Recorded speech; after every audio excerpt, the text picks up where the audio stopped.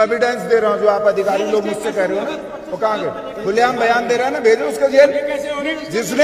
जिसके अंदर अगर उत्तराखंड का पानी है, अगर उत्तराखंड का पानी पिया है, देवभूमि से लगाव है, तो मेरी करबर्त प्रार्थना है, भगवान को थोड़ा भी शर्म करते हो तो एविडेंस दे रहे हैं, इसने पैसे लिए, गवाह सामने, जेल भेजो, है इसको भेजो, उसको भेजो। है किसी के अंदर इतना कलेजा?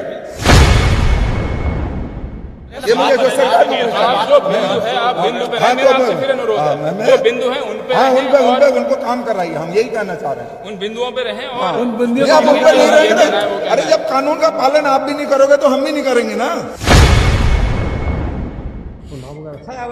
मैं लाया हूँ स्याही जेब में, और इसको ऐसे करके गाल पे ऐसे करूंगा और माला डालूंगा। अवैध कैसे हो जाएगी? और मुझे जहाँ जेल भेजना हो भेजो आप लोग। आप लोग उत्तराखंड के नौजवान अधिकारी हो, इस उत्तराखंड को गूंगा बहरा मत समझो, चाहे वो डीएम हो, चाहे वो आईडीएम हो, जो उत्तराखंड आपका है वही मेरा भी है, ठीक है? आपका है, हमारा है। आप लोग तनख्वाह ले रहे हैं, हम तनख्वाह नहीं ले रहे हैं आईडीएम साहब। हाँ, आप लोग पूरी सरकार की सुख सुविधाएं ले रहे हो, हम नहीं ले रहे हैं, हम जनता की आवाज उठा रहे हैं। अगर अधिकारी इतने संवेदनशील होते, सरकार इतनी संवेदनशील होती, तो हमको इतने गंदे नारे नहीं लगाने पड़ते। ये शर्म है हमारे उत्तराखंड के लिए कि अधिकारियों के खिलाफ चोर है करके नारे लगाने पड़ रहे हैं। मुझे अच्छा लग रहा है क्या आप जो मुझे शिक्षा दे रहे हैं? मैं कोई तनख्वाह नहीं लेता हूं, मैं किसी भ्रष्टाचार में लिप्त नहीं हूं, मैं किसी की कॉलोनी पास कराने नहीं आता हूं। ये मुझे मत समझाइए, ये उनको, ये जो नेता भ्रष्ट है उनको सिखाइए। ये मुझे जो सरकार में भ्रष्ट है, जो बिंदु है, आप बिंदु पे रहने, आपसे फिर अनुरोध है, जो बिंदु है उन पे उनको काम कराइए, हम यही कहना चाह रहे हैं। उन बिंदुओं पे रहें और उन बिंदुओं पर नहीं रहेंगे। अरे जब कानून का पालन आप भी नहीं करोगे तो हम भी नहीं करेंगे ना भाई। आप लोग कहाँ कानून का पालन कर रहे हो? हम तो आर्गुमेंट करने के लिए तैयार है ना।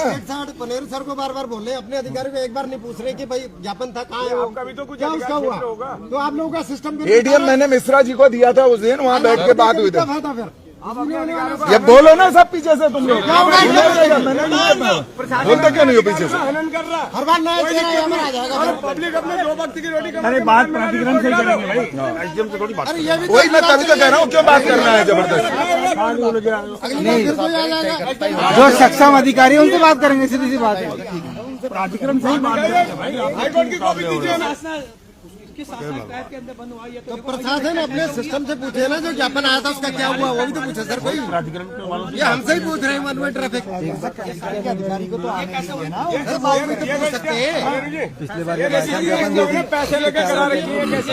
चलो एविडेंस दे रहा हूँ, जो आप अधिकारी लोग मुझसे कह रहे हो ना, वो कहाँ गए? खुलेआम बयान दे रहा है ना, भेजो उसको जेल।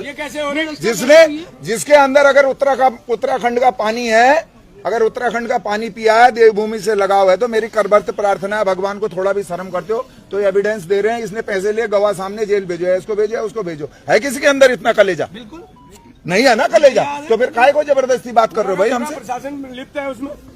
वैसे ही हर बार कोई न कोई माननीय अधिकारी आ जा रहे हैं, बताओ क्या हुआ? हर बार जीरो से शुरू हो रहे हैं हम। अरे पिछली बार का क्या हुआ? पिछले ज्ञापन का उसको क्यों नहीं पूछते अधिकारी को कोई? मुझे ये शब्द, एक पढ़े लिखे होने के नाते ये शब्द का उपयोग नहीं करना चाहिए था।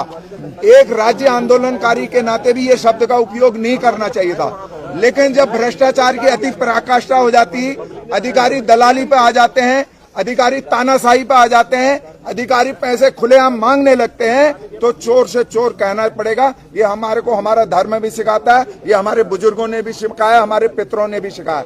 इसलिए मैं उन अधिकारियों को आगाह करने आया हूँ कि सुधर जाओ, वरना जेब में काली स्याही रखी है, कब किसके मुंह पर पूज जाए ये हरीश पनेरू भी नहीं जानता। बहुत माता की सबूत दिखा रहे थे, पैसे लेन देन का मामला दिखा रहे थे, बता रहे थे, क्या प्रूफ है? अभी मुझसे बहुत सारे मजिस्ट्रेट साहब भी कह रहे थे, बहुत सारे हमारे पुलिस के भाई भी कह रहे थे कि आप नियमों के बात करो। मैंने ये कहा, किसी चोर को जेल में डालने के लिए एविडेंस मैं दे रहा हूं ना कि इस आदमी ने 9 लाख रुपए मांगे हैं, या तो मेरे खिलाफ मुकदमा लिखो, या जो झूठ बोल, या जिसने मांगे उसके खिलाफ लिखो। मैं झूठ बोल रहा हूं तो मेरे खिलाफ मुकदमा होना चाहिए, ये कानून कहता है, सारी पुलिस जानती है। अगर मैं झूठ नहीं कर रहा हूं तो आप उस अधिकारी के खिलाफ मुकदमा क्यों नहीं लिख रहे? सवाल इस बात का है कि ये जनता कब तक ये पिटती रहेंगे? जो हमारे पहाड़ से 100 गज प्लॉट लेके गूनी, भालू, बंदरों के डर से, बाघ के डर से यहाँ आकर 100 गज का प्लाट खरीद रहे हैं, उनको ये अधिकारी लूटने का काम कर रहे हैं। ऐसे अधिकारियों को उत्तराखंड में रहने का अधिकार नहीं। इनके लिए चावल भी मांगे जाएंगे, गोलजू की धात भी लगाई जाएगी, और ये तब भी नहीं सुधरेगी तो इनके लिए घात डाली जाएगी, और जब घात लगेगी तो इनकी 3 पीढ़ियों का तारण नहीं होगा। मैं ये कहना चाहता हूँ। वो बातचीत के लिए देखिए, अब मैं सारा ही नहीं हूँ, सारे ये जो जनता कहेगी, फाइनल हो क्या रहा है? आप लोग ऊपर मिलने जा रहे हैं, यहाँ बुला रहे हैं क्या? मैं तो जैसे जनता के साथ हूं, जैसा जनता कहेगी, जैसा कहेगी हम, जैसा जनता कहेगी। डेमोक्रेसी में बातचीत के रास्ते खुले रखने चाहिए। अगर हम बातचीत नहीं करेंगे तो काम करिए ना। आखिर ये अब आप लोग यहाँ बैठे हुए हैं, अधिकारी यहाँ हैं, उसका निस्तारण तो निकालिए। निस्तारण बातचीत निकल रही है। जब इन्होंने ये परेशान हमको किया है तो हमें इतनी जल्दी क्या है? हम तो मरने के लिए आए, हम पिटने के लिए आए, हम लूटने के लिए आए, हमें जेल भेजें, हम पे गैंगस्टर लगाएं, हम पे कोई धाराएं लगाएं। सरकार इनकी कानून इनका ये जो कह दें वही सही, खाता ने भाई जो ये कहें वही सही, बाकी सब बेवकूफ हैं। तो इसलिए हम इस चीज से घबराने वाले लोग नहीं है। जब हम इस राज्य को लड़कर ले सकते हैं तो हम ऐसे अधिकारियों को भी सबक सिखाने में पीछे नहीं हटेंगे। राजेश फडणवीस पूरी जानकारी दे रहे हैं, तस्वीरें देख रहे हैं, तमाम संख्या में लोग यहाँ पर धरने पर बैठे हुए हैं। प्रयास है कि उचित समाधान निकल जाए, क्योंकि ये संवेदनशील मामला है। बहुत सारे हमारे जो निम्न मध्यम वर्गीय लोग हैं वो वहाँ पर प्लॉट खरीद के अपना आशियाना बनाने का सपना देख के आदमी प्लॉट खरीदता है। ये उसके बाद जब ऐसी समस्याएं आती हैं तो काम जन के लिए बड़ा कष्टदायक है, बहुत समस्या है। तो हम चाहते हैं कि समाधान निकले, और अगर समाधान नहीं निकला तो जो भी हमारे डीलर एसोसिएशन है, जो भी हमारे साथी जो भी फैसला लेंगे, हम बिल्कुल पूरा कंधे से कंधा मिलाकर इनके साथ चलेंगे और इस लड़ाई को लड़ेंगे। लोगों को मकान तोड़ने की बात हो रही है, तमाम जो बातें वो सामने आ रही है, लेकिन अधिकारी कहीं ना कहीं इसमें सामने नहीं आ पा रहे हैं कि खुलकर सामने आ रही है। देखिए सिंपल है बॉस, आपको मैं तो आज ये मेरे चर्चा करते वक्त मेरे दिमाग में कुछ सवाल आ गए, तो उन सवालों के जवाब के लिए मैं तो एक आरटीआई भी लगाऊंगा। आज कोशिश करूंगा, आज ही तो कल लगाऊंगा, और वो आप लोगों को भी फॉरवर्ड करूंगा। बहुत सारे सवाल हैं। ये बड़ा सवाल है कि पिछले साल भर में या 2 साल में कोई भी समय अवधि में तो कितने लोगों को नोटिस दिया गया तुष्टिकरण का, और उसके बाद कितनों का निस्तारण कर दिया गया, और किन किन शर्तों के आधार पर निस्तारण हुआ, क्या क्या बिंदु उठाए गए, क्या क्या कारण थे उसके। सच्चाई यह है कि सबका अंडर टेबल सेटलमेंट हुआ, और भ्रष्टाचार की अगर कोई परिभाषा हो तो उस परिभाषा की सारी सीमाएं पार इस प्राधिकरण ने कर दी हैं, और ये शर्मनाक है। और इस लड़ाई को हमें लड़ना पड़ेगा, और हम सारे तथ्यात्मक जो तकनीकी सवाल हैं ये भी पूछेंगे, और निश्चित तौर पर ये प्राधिकरण का खड़ा करेंगे। ठीक है, आप बैठे रहो।